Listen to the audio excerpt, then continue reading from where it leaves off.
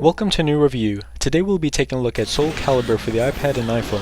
One of the all-time best fighting games gets ported over to iOS for the first time, and boy does it not disappoint. As soon as you fire it up, you'll notice the beautiful visuals, almost like you're playing the original Dreamcast version, which itself was derived from the arcade version. All of the original characters are here, totaling 19, 9 of which need to be unlocked. There are 5 game modes, all self-explanatory: Arcade, Time Attack, Survival, Extra Survival, and Practice.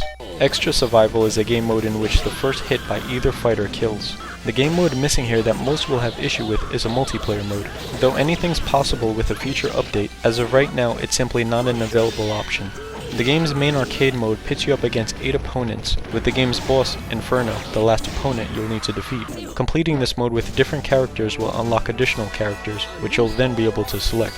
As far as controls go, you'll have your joystick on the left and the 4 default buttons on the right, which are 2 attack buttons, kick, and block. You can also add 1 additional button if you choose and move buttons around for a custom layout. The additional button you can add to the layout is simply a combination of 2 or 3 of the default buttons, so it'll just make some moves easier to do.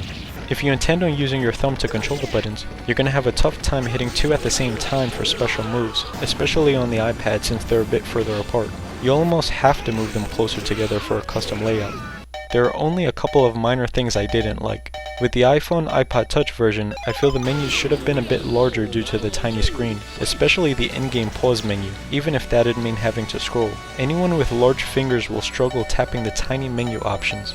Also, since controls are obviously all touch and lack the tactile feel, it would have been nice if the buttons lit up a bit brighter when pressed, so that when pressing them simultaneously, it would be clear you hit both buttons as intended.